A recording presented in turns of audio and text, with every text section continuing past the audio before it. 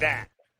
Hey, good evening and welcome into Feldco Bears Recap Live.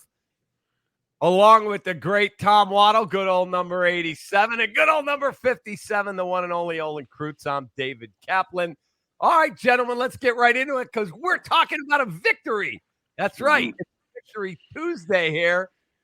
So, Tommy, start it off. This is our 4 seasons heating, air conditioning, plumbing, and electric game recap.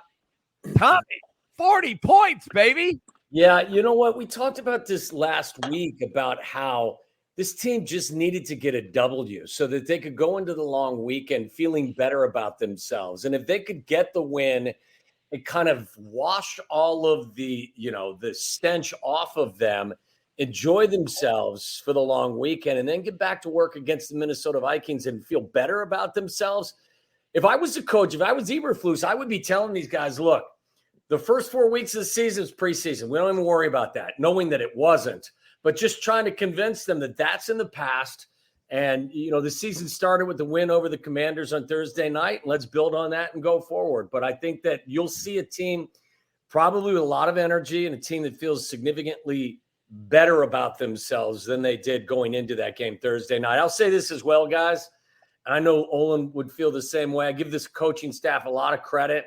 They're coming off a short week. They were coming off a really disappointing loss that, against the Broncos. They just collapsed. It would be very easy for them to go to Washington and just lay down, and they did. And they came out there with a more focused team. I thought they were the more prepared team, and give them a lot of credit for finding a way to get a W. Oh, gee, what did you think about – because going into it, I was terrified of their front four. I thought the Bears, man, knocked them in the mouth. Yeah, it was the first third down. You were waiting for that ferocious Washington front to just attack Justin Fields, and you didn't see anything. You're like, huh. And then they get to 3rd and 14, and the same thing happens, right? It's 3rd and 14 on their first drive. The safety rolls down because somebody better spy Justin Fields. And all of a sudden, the O-line holds up against that front with all those first-round picks. Chase Young, Payne, Allen, Sweat, all those guys. I was expecting guys to see somebody at least in the vicinity of Justin Fields. And it didn't mean the O-line did that all night, but it just, you knew right there, you're like, man, if these guys give this of Justin Fields a chance and they're going to go one-on-one with DJ Moore or put a rookie on him, this could be an interesting night and make for an interesting game. And it's funny, guys, when you watch this film, right, it's like as bad as Justin Fields was playing, the amount of respect that the Washington Commanders were giving his running ability, whether he would keep the ball or scramble, or the amount of guys they're putting there to watch him. It's fascinating to see what coaches, great coaches like Del Rio and Ron Rivera, still have respect for the things Justin Fields can do to you out there on that field. So Tommy and I know you watch the All-22, All, and Tommy and I were talking yesterday and today. I thought the O-line had a really good night. Mm-hmm. Nate Davis, I'm seeing him hit people in the mouth, down the field. I thought Darnell Wright had a really good night. He got beat by Sweat once, and then I thought he got locked in, and I was impressed with the majority of the evening on the O-line. Yeah, I got to agree with you guys. If that's what you guys, because we've been talking about on this show, right? Although they were losing, Darnell Wright looked good. Looked like he was capable of being a good football, violent. We raved about him the first week. And then we talked about the second half last week with him and Nate Davis and thought they played well together. And that continued again. And look, they lose Lucas Patrick, move Cody to center. Cody's got to practice those snaps. It's the first time he's been in there, obviously. Tevin Jenkins goes in. Same Tevin Jenkins we see when he's on that field. Big, strong, nasty, hard to deal with inside with his forward. Look, guys, we've been saying for years around here, put some assets on that offensive line. Very interesting, right? You see a free agent and 2 first-round picks playing, and then you're saying, man, these guys look pretty darn good. Yeah, if they could find a way to secure their center position, and Braxton comes back and builds on what he did last year, I mean, they've got a chance. This offensive line is very encouraging. And I'll say this as well. I think for the first time this year, I saw a Bears receiving core winning the majority of their battles. Their individual, man. Whether it was It was DJ Moore consistently all night longer. It was Darnell Mooney. Now, unfortunately, Justin and Mooney weren't able to connect, but Darnell Mooney was shaking his guy, and they won the majority of their singular battles against the Commanders' defensive backs. This was the first play of the game.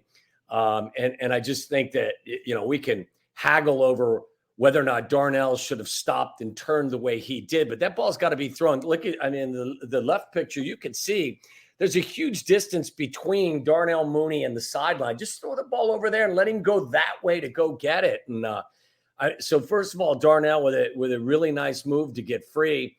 It was not, in my opinion, again, I have a receiver bias. I don't think it was a good throw by Justin. It was the first throw of the game. But I give Justin credit. You don't hang your head. You go back to work and you don't let it affect you. But, it was a really good example from the opening play of the game. Look, if the Commanders want to come up and play man-to-man defense, you got to trust your wide receivers to win their individual battles. And for the majority of the evening, I thought those guys did a really nice job winning those battles. Olin, explain to me when I watch the Bears offensive line, how they can look so much better. Is it Nate Davis having another week under his legs? Is it getting Tevin Jenkins back? Because I thought they not only held up very well, I thought they played violent in a lot of situations. Like this run that you told me to pull, this was an impressive run. Yeah, and it's the cohesiveness you always talk about, right? The unit has to work together. That's why we're so worried about, with Nate Davis, when he wasn't out there with them, would they be able to handle the games, the stunts by the defensive line? That reared its head. Then they lost Braxton Jones to the neck injury. Then they lost Cody White. Then Lucas Patrick had to move to center. Then they lost Lucas Patrick. So they've been going through a lot of things, but all you're seeing is this, Cap. Nate Davis has been at practice. He's played a few games, and you see a young first-round right tackle who's getting reps under his belt and learning that, look, I'm sure Coach Morgan told him, you don't have to drop your head out there, big man. You're so big and strong. Make them run through you. You don't have to duck your head on guys. They're getting to learn the little details on where they want each other on double teams, what they want to do on every block. On that play by Herbert, again, Fields just faking the ball like he's going outside. He takes two defenders with him. The right side of the line we talked about last week. Man, run behind the right side of that offensive line against Washington. Let's see if Washington can handle it.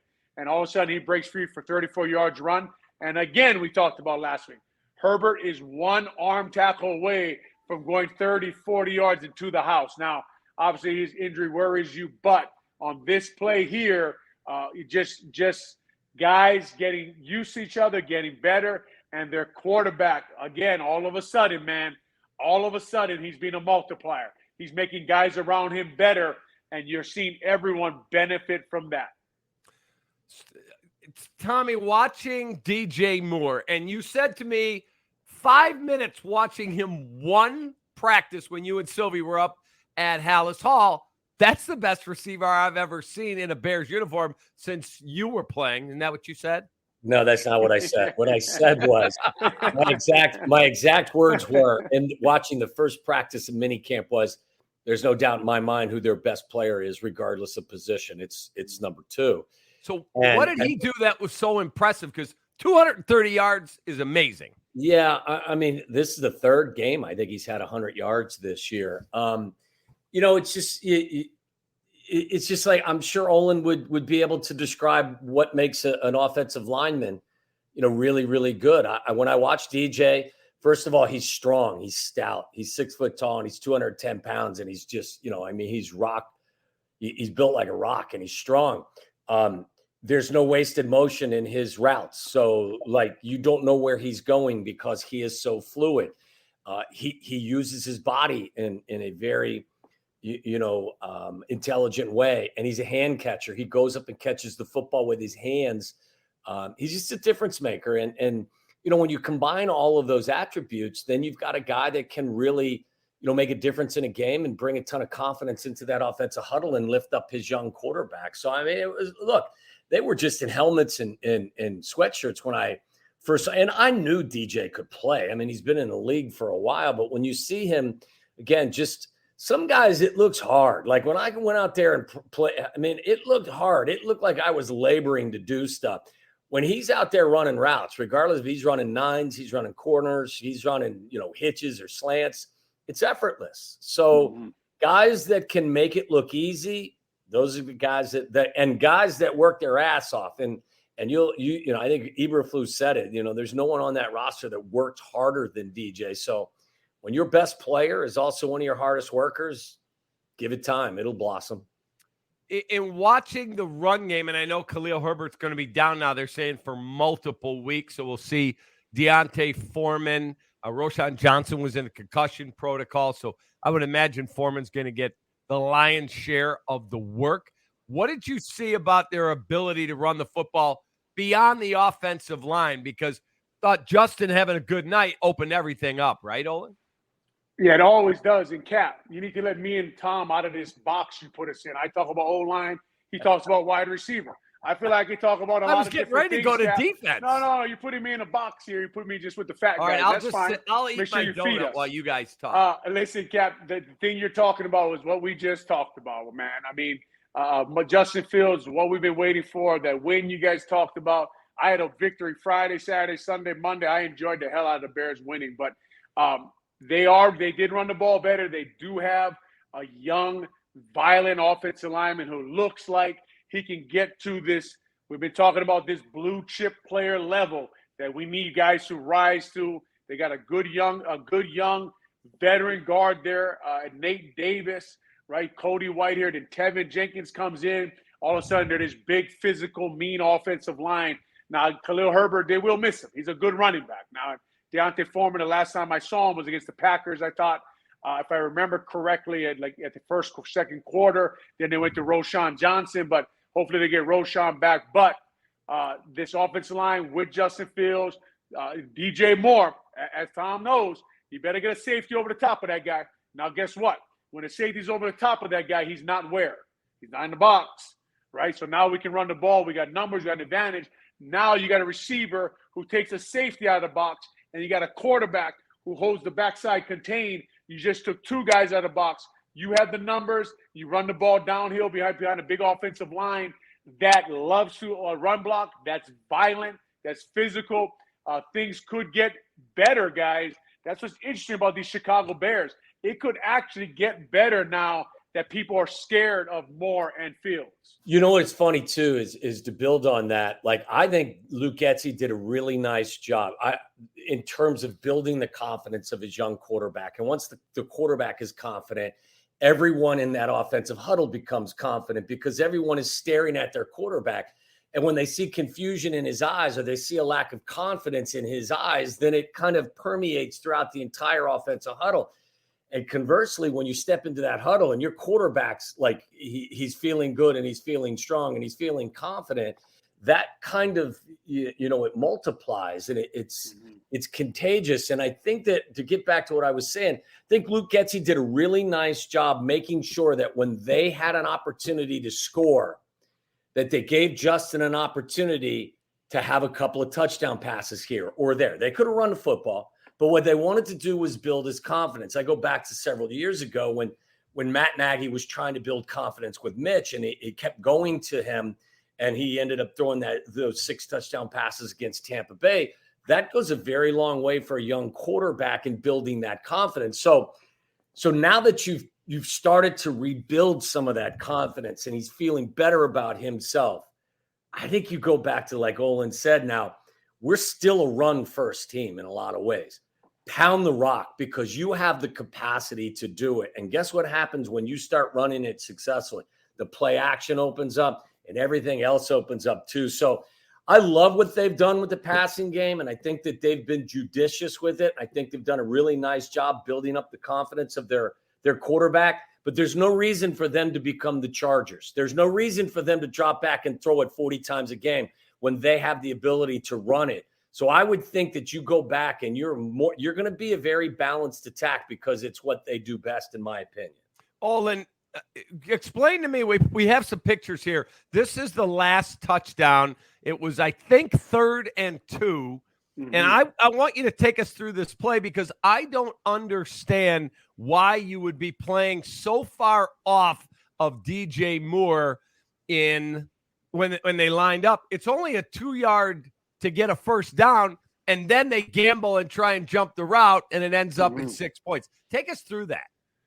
Yeah, it's an interesting call by Jack Del Rio, but it goes back to what we're talking about, right? Like, you got to respect it. The Bears can do so many things at that moment, Cap, right? They can run behind their big offensive line now that they got Davis and they got Wright and they got I don't think Mercedes Lewis is on the field, but DJ Moore. I mean, if you play him up top, like Tom said, man, you watch him play. He makes everything look easy. So he runs a slant on you, or he runs a quick out, or he just runs a go and beats you. So you try to bait the quarterback into throwing that quick stop route, and they did, right? They baited it, and Fuller was right there. And he was close, man. That's the NFL, Tom. You can see his hand. I mean, the ball barely misses his hand. But that happens every week in the NFL. Credit Fields for having the arm strength to get it out. Credit the offensive line for keeping that defensive line off of their young quarterback. He has almost 3 yards in that pitcher to throw the ball, right? He needs all of that room to put all of that velocity on that football and hit more. But, Cap, the answer to your question is that's the kind of weapons the Chicago Bears have now. Now, obviously, they'll play teams that match up a little better against them, and they'll roll safeties over the top and press more. But if you do that, I'm going to check with me inside run keep with Justin Fields, and how are you going to stop that? Yeah, that was zero coverage. I mean, that was man with really nobody in the middle of the field. And if you watch the film, the corner settles his feet. I don't know if it was Fuller or it was the other guy, but like the corner read the route pretty well. He was just a split second off. That ball also, it's a great catch by DJ. The ball's got to be a little bit further to the outside, but, you know, this is the essence of having a difference-making wide receiver, a one in your huddle that can make that catch and turn it into a big play. I give Getsy, I give them a lot of credit for making the decision to take a shot, but that's just your wide receiver making a play against zero coverage and you know, taking it to the house. So, you know, it's sometimes you hit it, other times you don't. But that night they seemed to the extent of the passing game. I'm going to say this, though, as good as they were in the first half, in the second half of that game, the extent of the passing game was basically 2 hitch routes that DJ took and ran. You know, that was it. They kind of stalled. They stalled in the second half a little bit. But DJ made plays, and that was the difference of the game. So we gave the Dr. Pepper play and player of the game. The play was that last TD, and the play of the game, or excuse me, player of the game is DJ Moore. 8 catches, 230 yards, and 3 touchdowns. Those are our Dr. Pepper player and play of the game. Dr. Pepper, an American original, just like our Chicago Bears, pleasing your taste buds since 1885. Dr. Pepper has a unique combination of 23 different flavors, a winning formula football fans love. Grab an ice cold, refreshing Dr. Pepper today at a McDonald's near you. And I grabbed one right there, baby. What flavor is that one this time? Oh, look at Olin. This one is strawberry and cream.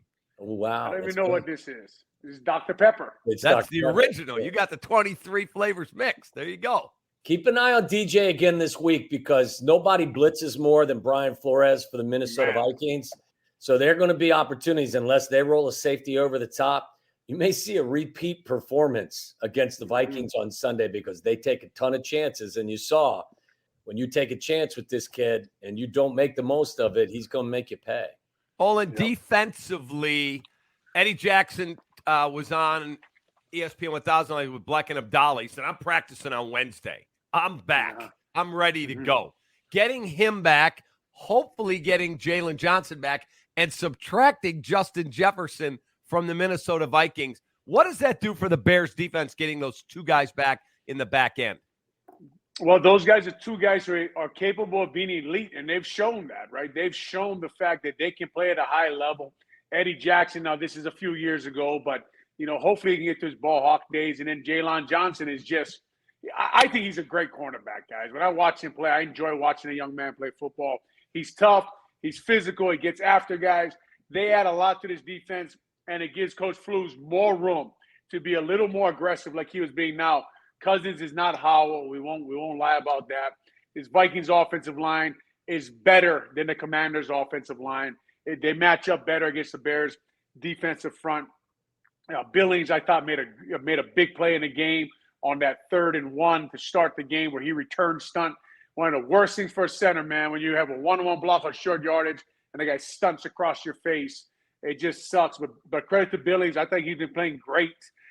But they'll help a lot, especially with Justin Jefferson out. You can add guys to the box. And I think, Tom, they're going to need to, because I think this Vikings offensive line is one of the better units they've seen this year so far.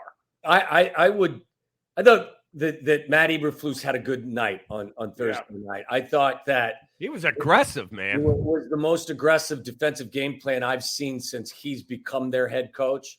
I think they blitzed on better than 30% of the snaps, and I don't think that they had gotten anywhere close to that in the previous 4 games and at all probably the year before.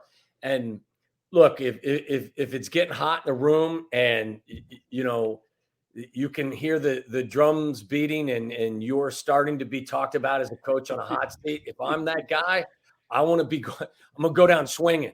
I'm going to go out taking my shots. And I thought that he did a really nice job. If I can't pressure with my front 4, I'm going to give you different looks. I'm going to bring blitzes from everywhere, and we're going to go down swinging. And my hope is when that secondary does get healthier, and I think it is the strength of their defense right now. I hope that Eberflus remains aggressive. Don't go back to what's comfortable to you because now you've got a full complement of your starters. Maintain that aggressive approach, and you're going to get beat at times. Big deal. But if you're going to go down swinging and go down taking your shots. And I hope that they remain aggressive even when their guys get back. Speaking of coaching, go ahead, Olin. No, I was going to say, to Tom's point, I think that Eberflus, Justin Fields said it best for the whole team. F it. I'm just going to go out there. I'm just going. That's the point they're at. It seems like, and good for them, because like we talked about, Cap and Tom, on this show, when you play bad, that's weeks in advance. You're not preparing. You're not focusing. When they play good against the Commanders, I give them credit, because that means when we were all shedding on them, we were all telling them how bad they were working hard in the building. You don't accidentally play like that in the NFL. You don't accidentally get a guy like Strowman to get an interception there right before the half. I was worried about when they took the ball, the 2-for-1. That's the one thing you worry about at the end of that half, right? Can they score and get a 2-for-1? Strowman gets an interception. Justin Fields playing at a high level. Wright playing better. Davis playing better. Credit their coaching staff and the players for working hard through the time when everybody was saying they were terrible. Yeah. You're watching Feldco Bears Recap live here on our Recap channel, also available audio only everywhere you get your favorite podcast. So Olin, Tommy, and Sylvia are interviewing Jeff Saturday today, and he starts the interview by saying, if I ever got back in coaching there, the first guy I hire is Olin Kreutz. And George McCaskey said, that's with a grain of salt, right? He said, I'd only take that. Jeff's a good guy, man. Obviously, me and Jeff are friends. We played at the same time. We were drafted the same year. I'm sure he's just saying that because, I mean, he got that chance last year, which is an amazing opportunity. I don't know what Tom feels about that. But, I mean, if someone calls you, man, I don't know how you say no. I think it's crazy. I think it's crazy by the Colts. But what a great opportunity he got last year to go there and coach the team that he played for in the NFL. What a learning experience that must have been. So I appreciate him saying that. I would have a lot to learn, obviously. You know, it's funny. I mean, to do that job, we all know how difficult that job is, and it's time consuming, and it's, you know, you got to be all in for it. But can you imagine taking over with you're coming not from a positional spot. You're not an assistant coach. You're an analyst on ESPN, and you get dropped in. You know, I mean, you want to be dropped in. So, I mean, you're a willing participant, but you're dropped in the middle of the season. Like, you don't know what offenses really they're running. You don't know the tenor of the atmosphere. You don't know the different players. And I know Jeff was familiar with the Colts, but imagine how hard that job is to begin with, but then taking over the team halfway through the season. So, you know, the reason we had him on today was to talk football with him for sure, because we love him as an analyst, but also to say thank you to him, because not only Lovey and the Houston Texans, but what happened to the Indianapolis Colts. I mean, look what the end result was. We ended up with the first pick of the draft. We turned that trade, Ryan Poles did, into DJ Moore. We used that pick on Darnell Wright, and you got the number one pick, the Panthers' number one pick next year, which could end up being the number one overall selection again. Oh, it probably will be. We just wanted to make sure that we said thank you to all the right people. So he was a good quarterback. Okay.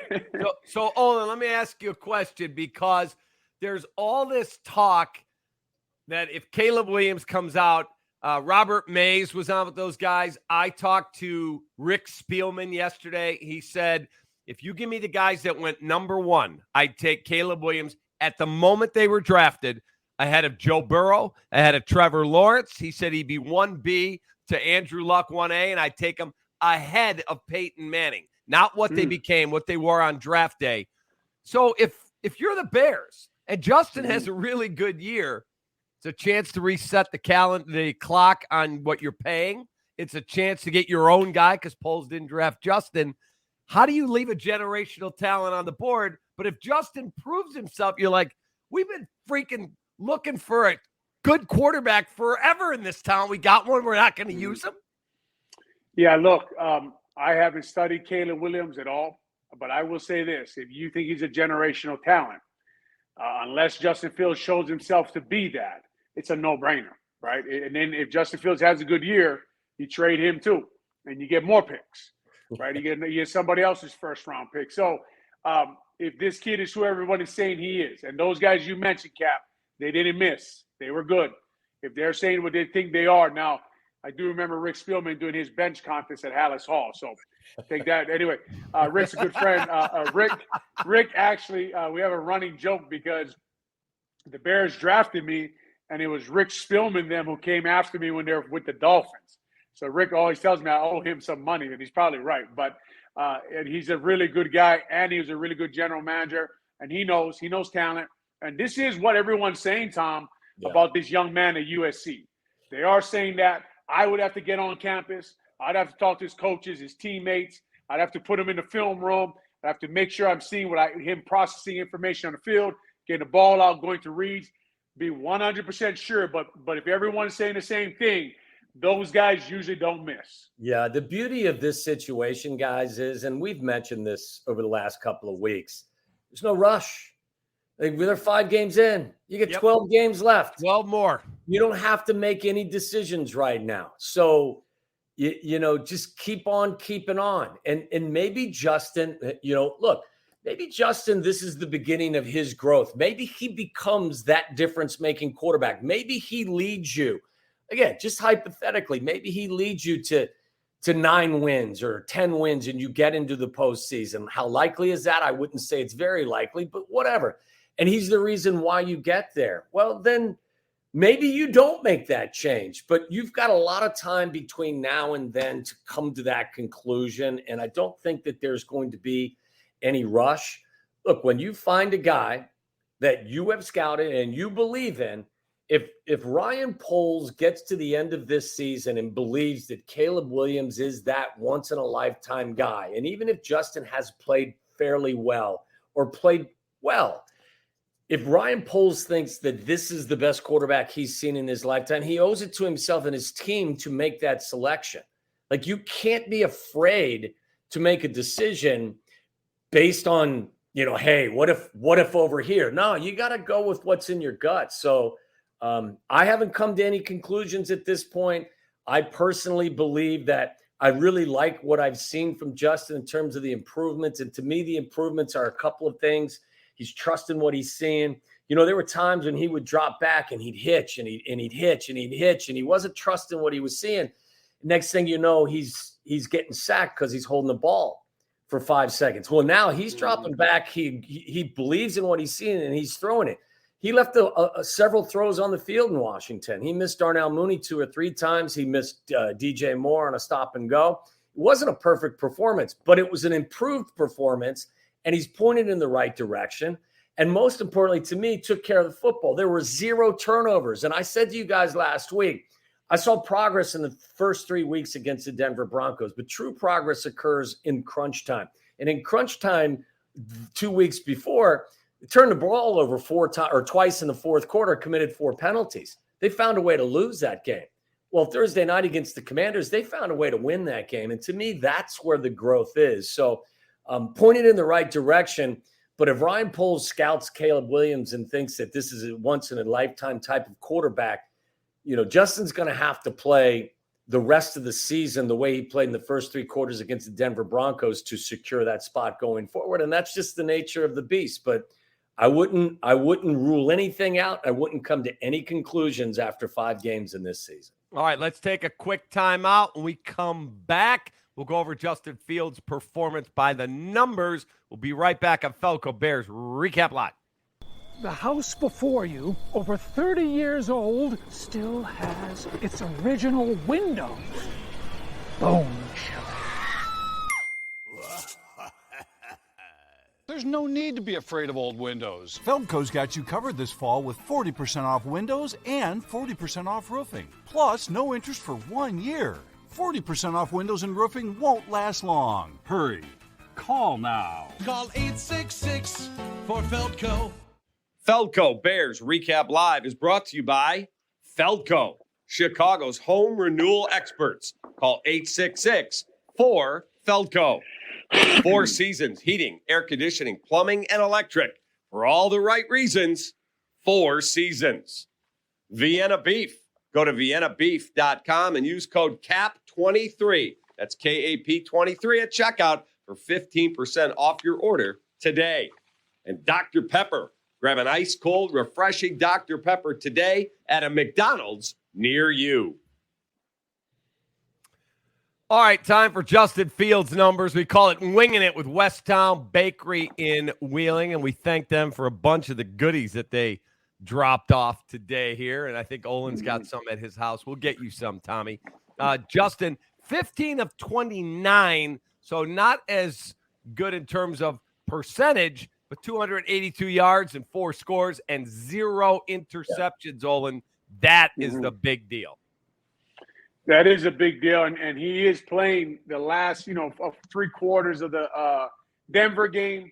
His last game, playing good football, man. As Tom talked about, a little worried about, that third quarter going into before he made the pass to Moore, worried about the end of the Denver game. But here's a guy who looks like he's seeing the field a little better. Getting a relationship with DJ Moore, actually controlling, I think, we talked a little bit, and we're going to have to see this week, controlling the line of scrimmage a little better, I think. Checking in the plays, checking out of plays, checking the run plays. Thought he checked through that draw on one play on third down. I thought he made that check there. So Getsy went to a few runs there on third down in the Commanders game. I thought those are good calls, but just controlling everything, Tom, a little bit better and making everybody's job around him that much easier. Now, I know these aren't 2 very good defenses. Both of them giving up 30 points a game.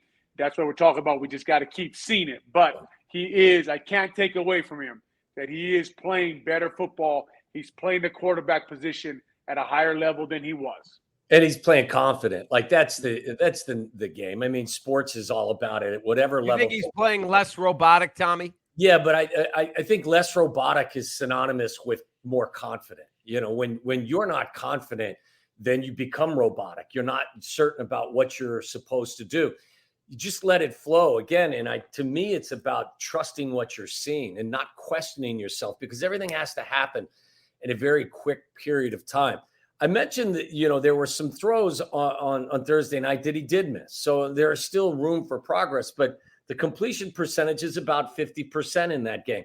That number isn't good enough. But what I will say inside of that number was several moments where he threw the ball away. Instead of taking a sack or forcing the ball into a tight situation, he threw the ball out of bounds. That's growth. I thought there were a couple of times where he tucked and he was running, whether it was a design quarterback run or it was him doing his own thing, where he got what he could get, and he got out of bounds. Like, that is smart football. Like last year, he tried to get every last yard, and I think he paid the price physically for doing that. You have to be judicious and intelligent about how you run the football as a quarterback, because so much is asked of you. You have to conserve some of your energy as well because you got to get back in the huddle, call the play, and get up to the line of scrimmage and have enough left in the tank to make plays when you're called upon. So I'm seeing things that he's doing that may not actually show up in the stat sheet, but they are signals to me that the growth is taking place. And again, throwing the football away and not taking sacks and also protecting himself and not trying to get that last half yard when it's not necessary on first down. I think those are signs that the growth continues. And that is our Justin Fields winging it. We gave you his numbers, and it's brought to you by West Town Bakery, and they're at the corner of Lake Cook in Milwaukee. They got really good stuff. And it looks like your second donut. Is that your second donut? It's still my first one. But they do have brunch Saturday and Sunday. They got amazing brunch, and West Town is a famous, famous bakery, man. I'm telling you. You know, Captain Tom, I was thinking about too with Justin Fields is, and just going through the stats here real quick. We've been talking so much about him passing the ball and processing information. We want to see this. He hasn't had that game yet where he rushed for 100 yards, where he puts the defense on notice, and you know that's coming with his talent, his skill set. Eventually, with what he just did the last 2 games, now they got to play him in a different style. And does that open up the run lanes for him? Does that open up the quarterback runs for the Chicago Bears that we saw sprinkled in here and there by Getsy? So it's very interesting to see now, can we blend this all together and see the Justin Fields that maybe the Chicago Bears thinks he's capable of being? Yep. Sheridan wants to know, Olin, he can get you $16 an hour to work for him. He beat the Bears by $1 an hour. Are you interested? That's interesting. But right now, J.C. McKee's got me working for him for free up there at Carmel Catholic. Shout out to the Carmel Catholic guys. The players there told me they maybe were some of our biggest fans. So shout out to them for watching us. They watch our show at night. But J.C. McKee's got me for free. That's what George did wrong. All you got to do is show somebody a little respect, a little love, and maybe they come work for you. So as you look at this game, the Bears are still banged up. They don't have Braxton Jones. We hope Eddie's back. We hope Jalen Johnson's back. Kyler Gordon's window was activated to get back on the field. Maybe that's this Sunday. Maybe it's the following week when they play the Raiders. But if they get completely healthy and we don't get smashed with some serious injury to a key guy, can this team get on a run, do you both think? Or relax, Sparky, they're not that good? Well, I personally think that, you're going to face teams where you're going to have a chance. Like, I would have never predicted that they were going to Kansas City to beat the Kansas City Chiefs. They're just not in their class. Correct. But the rest of the NFL, like, how many elite teams are there, Olin? There's the 49ers, there's the Eagles, there's the Chiefs, there's the Bills, there's the Dolphins. And then, I may be missing a team or two, but you should be able to compete with the vast majority of the teams in this league, including the Minnesota Vikings, a team that struggles at times to protect their own quarterback. Their best weapon is not going to be available. This is a team that is, they're 1-4 themselves. They're questioning themselves. There's talk that they may be interested or they may be willing to listen to a trade offer for their quarterback if the Jets come knocking. So you're catching them at the right time. You feel good about yourself. You're coming off a little bit of a long week. I mean, this is definitely a game where you should be able to go out there and enthusiastically dictate the pace of this game and try to, enforce your will on them at the line of scrimmage. And I think that they can do that.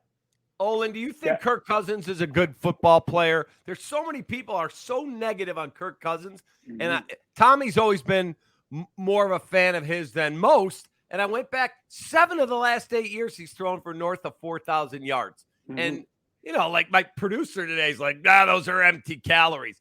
You don't throw for 4,000 plus yards in the NFL 7 out of 8 years. It's funny, man. But yes, I'm a former ball player like Tommy, and this guy is a good football player. Now, is he one of the elite quarterbacks? Is he the top 3 or 4 or 5 guys in the world? No, obviously not. But there's only 3 or 4 or 5 guys like that in the world, right? Yeah. He has one of the 32 jobs. Obviously, they're paying him. You can see he reads defenses. He gets the ball out. He does make some mistakes you don't want him to make, like taking a sack on a Hail Mary to end the game against Kansas City Chiefs. We never want to see someone take a sack on a Hail Mary, but those are the mad me things about Kirk Cousins. But by no means is this guy like a, bottom 5 quarterback in the NFL. Pretty good. You'll see that come Sunday. He'll run his offense. He knows where guys are lining up. He knows how to go through his progression and usually knows where he has to go with the ball. It's so funny. Like, it drives me crazy. And I've never, ever said Kirk Cousins was an elite quarterback. I don't think he is.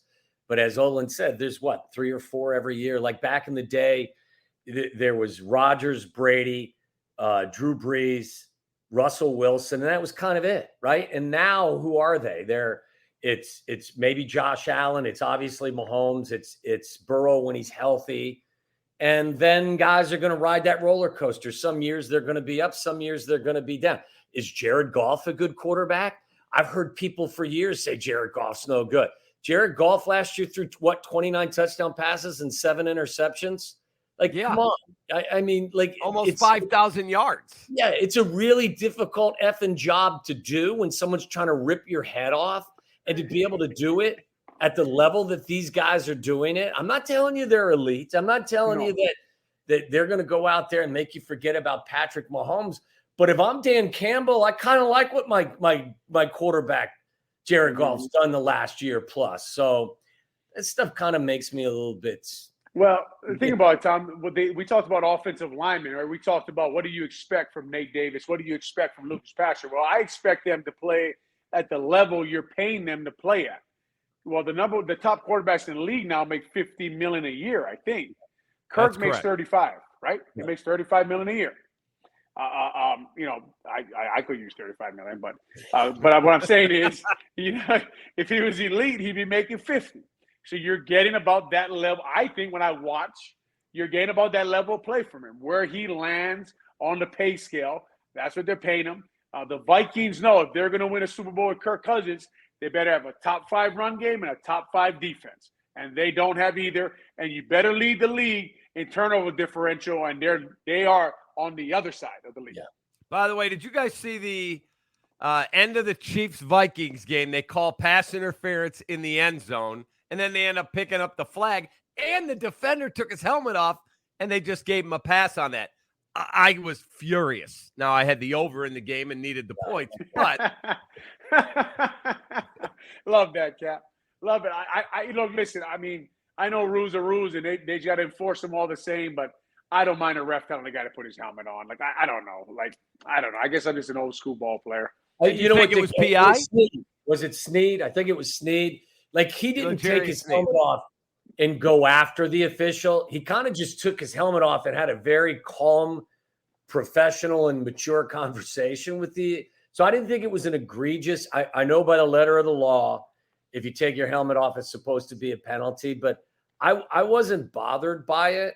I think the reason they picked up the flag, didn't they pick it up because they thought the ball was tipped? But when they showed the replay, it wasn't tipped. It was never tipped. No, it was Cousins' arm was hit by the defensive lineman that came in on the rush. So correct. It was odd. Look, the Minnesota Vikings were nowhere close to as good as their record last year because they won every one-score game. But they're not as bad as 1-4 either. Yeah, and all of their losses are by one score. And look, in the NFL, most losses and most wins are one-score wins and losses because it's a very competitive league. I don't think they're an elite team. I think they're a middle-of-the-pack team.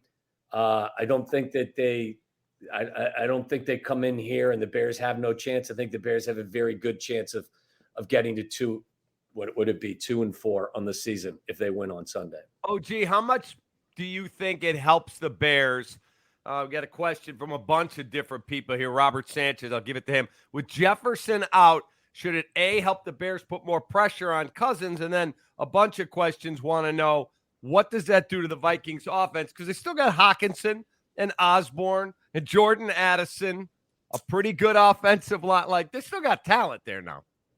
Well, I know my place on this podcast, so I'm not going to talk about how good Justin Jefferson is. But I will say this: they have a lot of talent. Hawkinson's good. We talked about that offensive line; those are all first or second round draft picks on that offensive line. And they got Bradbury back, their center. He was out for a while. He's really improved his game. They took him in the first round a few years back, and he's gotten a lot better, man. So this defensive line, they got a tough matchup with, I think, Alexander Madison running the ball there. I'm sure they're going to try to run the ball on this Bears defense to open up those passing lanes. But this is the best offensive line they've seen in a couple of weeks here. The Chicago Bears defensive line.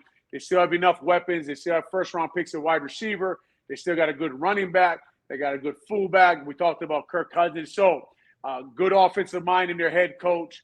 Good matchup here for Coach Eberflus and his defense to see if they've really taken that next step, or it was just Tom was Howell holding the ball just too damn long. As an offensive lineman, I got to be honest with you, I was watching that game, and I thought to myself, I have played with quarterbacks like that, and that is a nightmare. I looked at that game going backwards real quick. I thought Chase Young played with his hair on fire. I was very impressed with him. I got to be honest. I thought the other three guys on the defensive line and tip of the cap to the Bears offensive line, but they were neutralized for the majority of that game. I thought that our team, and again, it was a credit to Matt Eberflus and his staff. I thought they were more prepared. I thought they were better coached, and I think they came out with more intent. And that, to me, was the reason why they won. This Vikings team without Jefferson is obviously not as good. They're not going to change the way they play. Now, Cousins going to drop back, and they're still going to throw it. And instead of throwing it to Jefferson, he's going to throw it to Addison, or he's going to throw it to whoever else is out there. They have focused on running the football a little bit more because they were allergic to running the football early in the year. So, I think they need more balance. But I don't believe in any way, shape, or form they're going to change how they play. They won't be they won't be as dangerous without Jefferson. But I think you're going to get the same style that they play on a week in and week out basis. Hey, Kat, something I was thinking about. I was wondering what you and Tom think about this. When I was watching that game again, and like Tom is saying, you watch Washington, you're like, man, they don't look very good in that game against the Bears, right? What? I don't know if you guys would agree, but when I watch a lot of NFL film, I think the Eagles are one of the most physical teams. They're top 2 or 3 physical football teams in the NFL up front. Their lines are really fun to watch. I watch a lot of film. I love Jason Kelsey. I love Lane Johnson. I love their guards. I love everything they do. I like their run scheme, and their defensive line are animals. The Washington went into overtime with those animals, right? Like it looked like they did. It looked like they were like a worn-out football. I don't want to take anything away from the Bears, but just kind of like on the Washington side, when I think about it, they went against that super physical football team, and that's why you just keep thinking. And that's the NFL season, man. You got to play week to week. You can only play who shows up on Thursday. But to Tom's point, that defensive line seemed like they went through a war 3 or 4 days before that. I would advise Bears fans as well, and Carmen DeFalco and Yurko have talked about this. Don't watch Jalen Carter play. And I understand why Ryan.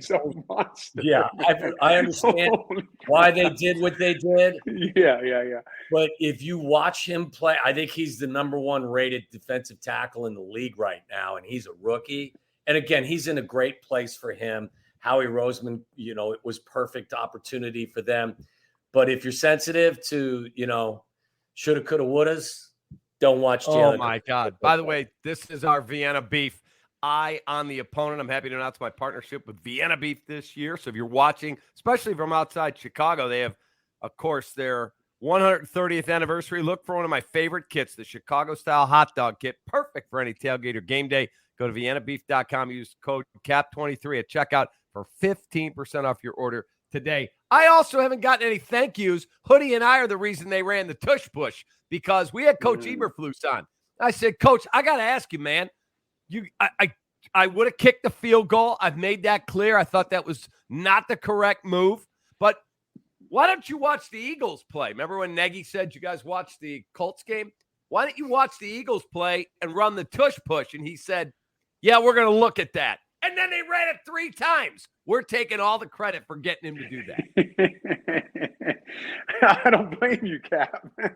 Somebody has to. I'm sure he doesn't mind giving you a little credit. You probably gave him that blitz too with Jaylon Jones. No question about it. I said we're going to play a game up front, and we're going to get a blitz package going. We're going to be more aggressive, Coach. I'll be up in Lake Forest tomorrow. We'll work on the game plan for the Vikings.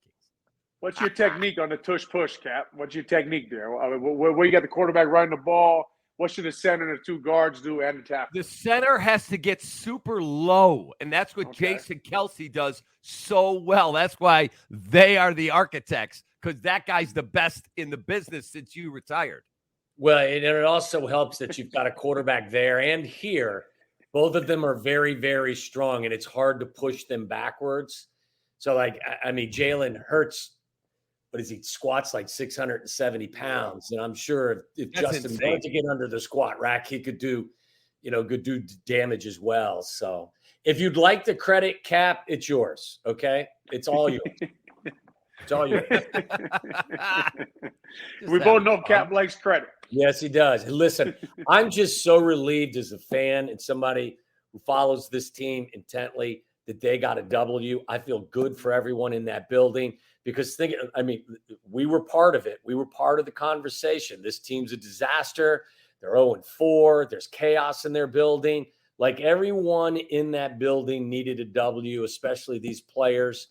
And I'm not going to sit here and tell you that it's going to, vault them into the top half of the NFC. But I think when you feel better about yourself as a team, and Olin, this, like, you're busting your ass every day. This is a hard job. You're in the weight room. You're on the practice field. You're doing everything you possibly can. And when you're 0-4 and the whole city is down on you, like, it sucks. Just, as they said, shit rolls downhill, and they were just under an avalanche of it. I'm just glad that they got the W. I'm glad we could all talk about a win, and now they just got to build on it. Oh, gee, you try your best not to go ahead, Cap. I'm sorry. If I said to you and to Tommy, both of you, that the most important thing they add in the offseason on the offensive side of the ball is a center, would you say I'm nuts? Because, again, you played the position. I didn't. Tommy played in the league. I didn't. But watching it, I'm watching Cody Whitehair's freaking snaps up here and over here. It's failed when he's been a center under other coaching staffs and regimes. If they get the right guy in the middle of that line, holy balls, man, that could really help. Anytime, any elite position, right? Any elite player at any position would help. Now, they could use a center, obviously an elite center, a guy who plays a position at a high level. But I just continue to argue they just need elite football players anywhere. Like, if I'm the Chicago Bears, if there's an elite, whoever I think is going to be elite, guard or tackle, I take them, right? I take guard, tackle, or center, or nose guard, or three technique, and I put them on the lines in the trenches, and I try to get myself guys in there who can develop into be great football players for years to come. Tommy? I think one of the most interesting things I've heard in years and on this show was something Olin said about the importance of the centers directly related to the quarterback and what capacity the quarterback has to assume the responsibilities. And I remember the story you told, Olin, about going to New Orleans, and you were about to take charge of everything, and Drew Brees said to you, "I got this." Yeah, just snap the ball, bro. Yeah, that's what he told me. Just snap the ball. It's a humbling experience, to be honest. But it's such a great point. It's such a great point. And I've always felt it's such an important position because talk to different quarterbacks. Quarterbacks are more bothered by pressure that's right in their face than coming off the edge. Now, they're bothered by all pressure. But when you got a center or a guard that's being dropped into your lap by a defensive lineman or a three technique, that really bothers quarterbacks. And I think that, I think it's a really important position for this team. And I would say yes to your question, Cap. I think center is something they've got to focus on. And I thought that what Olin had to say about the position was very, very revealing. So, all right, Olin, I don't ask you for a prediction, so I'm asking you for a key to the game. Tommy and I'll handle the prediction business. I think running the ball and stopping the run. I think that's the key to winning this football game against the Minnesota Vikings. I think their offensive line is going to be a tough matchup for the Bears' defensive line. I expect run stunts out of them. I expect Jaquan Brisker to be in the fold with Eddie Jackson, trying to stop that Minnesota run, make Kirk Cousins throw you the ball. And the Chicago Bears get running the ball again, make them go one-on-one with Moore, and let's see what Fields and him can do. Tommy? I think that, I know it's an old cliche, but the reason why they beat the Commanders in a lot of ways to me is they won the turnover battle. They stopped beating themselves. They turned it over 0 times and they took it away twice.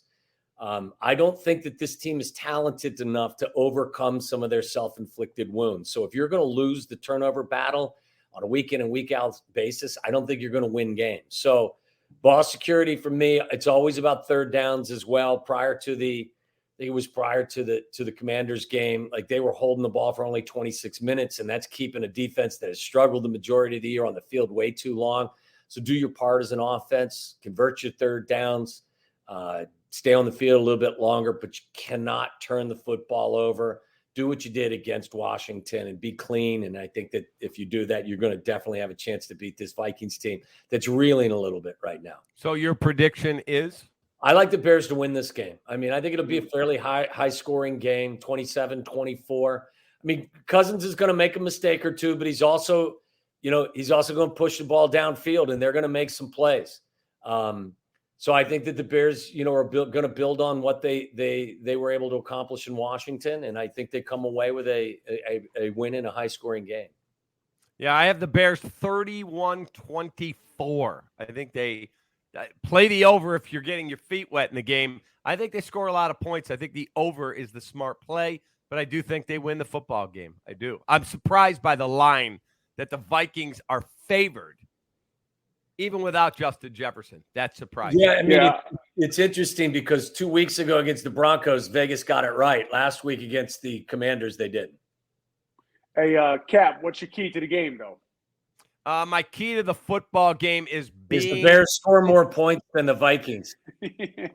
Wow. No, for me, it's being physical, and you got to get physical with their receivers. And the key guy for them, you've got to know where TJ Hawkinson is. You have to. Because if you don't stop the run and your linebackers are creeping up, he's going to beat you behind them, and they're going to knife you to death. They are. Well, Daniel Hunter versus Darnell Wright is going to be a fun matchup to watch now. Yeah. Daniel Hunter is very good. 6 sacks, very good pass rusher. Guy's an elite football player out there. Darnell Wright got himself a good matchup there. It's good to watch this young tackle go against an elite talent like that. And I would say also you learn, right? Sorry, Tommy, go ahead. No, I was just going to say a quick start I think is really important because I think this is a Vikings team that's down. So don't give them any hope. Keep them down from the first snap. Mm-hmm. Okay, so if you won the toss, would both of you take the football and say, I'm going to run it right down their throat, or are you kicking it off and trying to stop them? Coach? Yeah, Kreutz? not at home. Not at home. At home, I'm kicking it. I put my defense on the field and let that crowd go wild. Yeah, and Olin talked about it earlier, too. Like, part of me appreciates what Matt Eberflus, the message he sent to his team. But what you want to try to do is you want to go for the 2-for-1. I mean, you want to try to have control of the football at the end of the first half and receive the football to start the second half. So I think that would be my approach, especially at home. Gentlemen, I will see you next week. Bears, Vikings. I went to college in the Twin Cities. I've already had 4 or 5 of my fraternity brothers go, dude, we're coming down to beat your ass. So I don't want to hear that. What school was that, Cap? That stupid horn. Cap, what school was that? That was Hamlin University, man. Harvard of the Midwest. Southwest Minneapolis Community College. What's football like at Hamlin, Cap? Our coach was Tressel. We had a good program, man. Good program there. All right. Yeah. Eight-man football, Olin. You know. And you know the funny thing is, did they sign up in the dorms? Was that intramurals? Wow. The name of the field. True story. Tommy knows this. The name of the field is Kaplan Field. It's named after some guy from 1920 who gave a bunch of money. Not related. We were at the Final Four doing our show, and Bob Huggins said, you went to school up here. Were you a decent athlete at all? I said, they named a stadium after me, you son of a bitch. And he looked it up in the little blue book. He's like, "Is that freaking stadium named after you?" I said, "That's right, I do. It's not after me. Same name, not me." Pretty so funny. Huggins is just a basketball coach there, Yeah. not an engineer. I see. No, Not a rocket scientist. All right, hey, thanks again to our newest sponsor, West Town Bakery. Hey, Cat, would you finish that donut? No. I'm going to now. But they're at Milwaukee and Lake Cook. Brunch on Saturday, Sunday is spectacular. Have a wonderful week. I'll see you guys next Tuesday, and bear the hell down. Let's go. Feldco Bears Recap Live is brought to you by Feldco, Chicago's home renewal experts. Call 866-4FELDCO. Four Seasons Heating, Air Conditioning, Plumbing, and Electric. For all the right reasons, Four Seasons. Vienna Beef. Go to viennabeef.com and use code CAP23. That's KAP23 at checkout for 15% off your order today. And Dr. Pepper. Grab an ice cold, refreshing Dr. Pepper today at a McDonald's near you.